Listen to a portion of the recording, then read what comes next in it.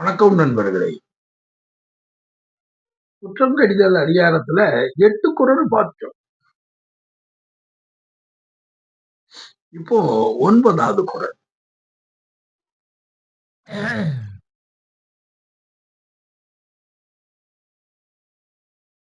இந்த குறள் வந்து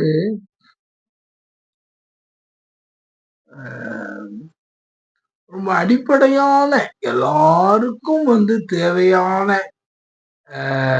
ஒரு காரியத்தை பற்றி அது பேசுது. ஈகோ அப்படிங்கிறது பற்றி நமக்கு தெரியும்.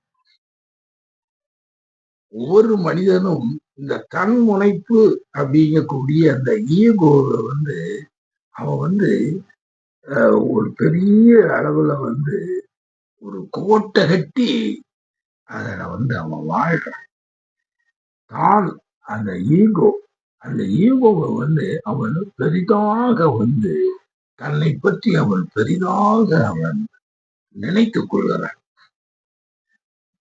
இது வந்து அடிப்படையில நீங்க பாத்தீங்கன்னா எல்லா விஷயங்கள்லையும் அடிப்படையில எல்லாத்துலயும் வந்து இந்த ஈகோங்கிறது நம்மள வந்து ஆட்கொண்டு இருக்கு. அதுதான் ஆளுகிறது. எந்த ஒரு கட்டத்திலையும் நம்மள வந்து தவறான பாதைக்கு ஒண்ணு இழுத்து செல்லுதுன்னா இந்த ஈகோவத்தான் இருக்கும்.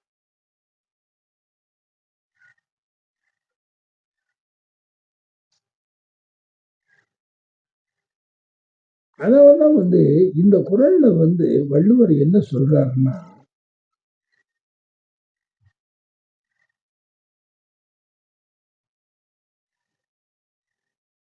வியவர்க்க எஞ்ஞான்றும் தன்னை தன்னை வந்து ஒரு பெரிய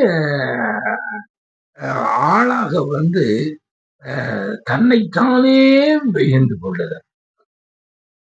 அவங்க முன்னாங்கெல்லாம் வந்து சின்ன பிள்ளையில வந்து ஒரு கதைகள் வந்து படிக்கும் பொழுது அதெல்லாம் சொல்லுவாங்க. ஒருத்தன் வந்து ஒரு வளையல் வித்துக்கிட்டு வரும்பொழுது அவன் ஒரு ரெஸ்ட்டுக்கு வந்து ஒரு மரத்துக்கு கீழே உட்காந்துருக்கவன் அந்த கண்ணாடியில வந்து அவன் தன்னை பார்த்த உடனே அவனுக்கு தன்னை பற்றின ஒரு பெரிய ஒரு ஒரு மலைப்பு தான் வந்து பரவாயில்லையே நல்லத்தானே இருக்கும். அவன் எவ்வளவு அழகா இருக்கும். இப்படிதான் வந்து நம்ம வந்து ஒரு ஓடி வந்து வேலை செஞ்சு எல்லாம் சம்பாதிக்கிறோம் வைக்கிறோம் அப்படின்னு அவன் வந்து அப்படியே தன்னை வந்து வியந்துகிட்டு இருக்கான். இது மனிதர்கள் வந்து எல்லாரும் அன்றாட நாம செய்யறோம். அப்படி வியந்து அவன் வந்து தன்னைத்தானே வந்து இது பண்ணி ஒவ்வொரு கற்பனையா அவன் வந்து கற்பனை பண்றான். இந்த தொழில் வந்து அவன் வந்து ஒரு பெரிய ஒரு ஒரு பெரிய பிசினஸ் மேக்னட் ஆயிட்ட மாதிரி அவன் வந்து தன்னைத்தானே வந்து பெரிதாக நினைத்து தனக்கு வரக்கூடிய மனைவியை பற்றி நினைத்து அவளை வந்து தான் வந்து ஏவல் பண்ணக்கூடிய அளவுக்கு கெப்பாசிட்டி உள்ளவனாக தன்னுடைய பணத்தின் மூலமாக உருவாகி விடுவதை பற்றி யோசிச்சு அப்படிதான் வந்து அவன் வந்து யோசிச்சு கணேசன் வந்து அந்த யோசனையில வந்து அவனுக்கு வந்து ஒரு நாளைக்கு என் மனைவி வந்து எனக்கு வந்து எந்த விதமான ஒரு மரியாதை கொடுக்கறன்னா ஏற்றி மிதிச்சிருவன்னு சொல்லி தன்னுடைய ஜாமான்களையே வந்து அவன் ஒண்ணும் இல்லாம ஆகிட்டு போயிடலாம். இது வந்து இந்த மனிதர்களுக்கு உள்ள இந்த தன்னை பற்றிய எண்ணம் தான் வந்து ரொம்ப பெரிய ஆளாக வந்து நினைக்கிறது.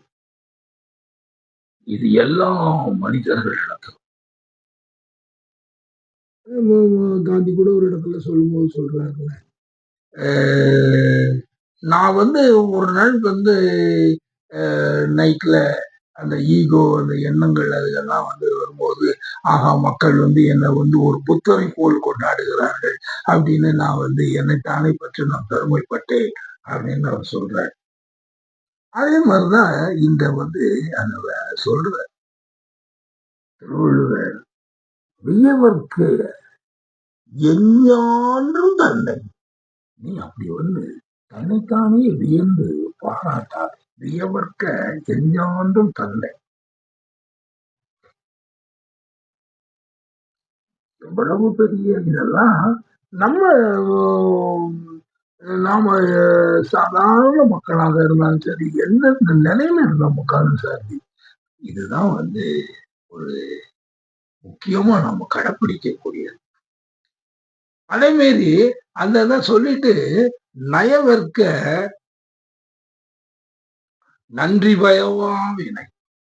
அது மாதிரி நீ அதை வந்து அப்படி இது பண்ணிட்டு ஒரு நல்ல காரியங்களை வந்து நினைக்கிறத விட்டு போட்டு நன்றி நன்மை தராத சில காரியங்களை பற்றி நீ யோசித்து விடாதே.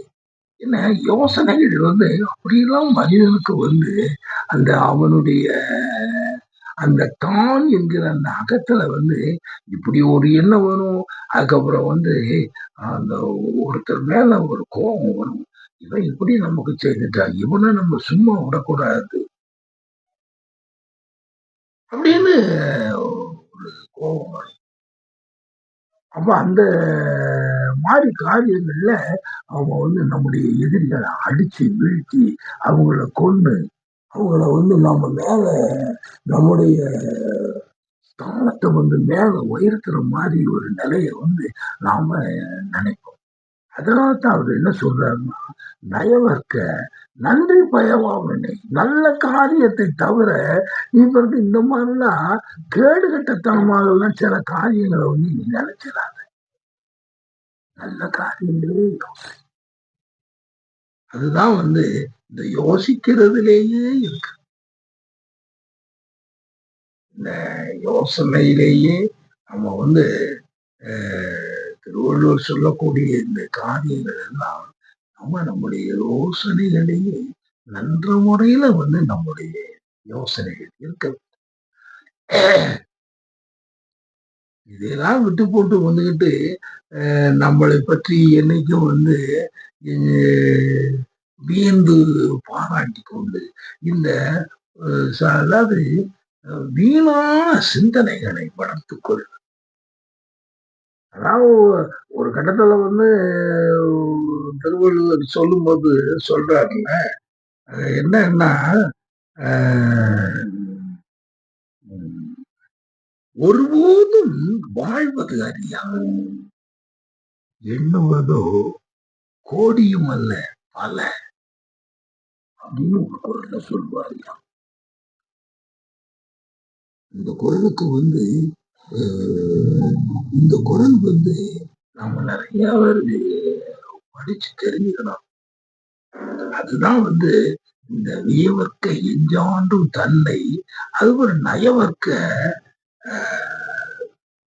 நன்றி பயவா வினை. அந்த தீமையான காரியத்தை நாம செய்யற மாதிரியும் நாம நினைக்கவே கூடாது.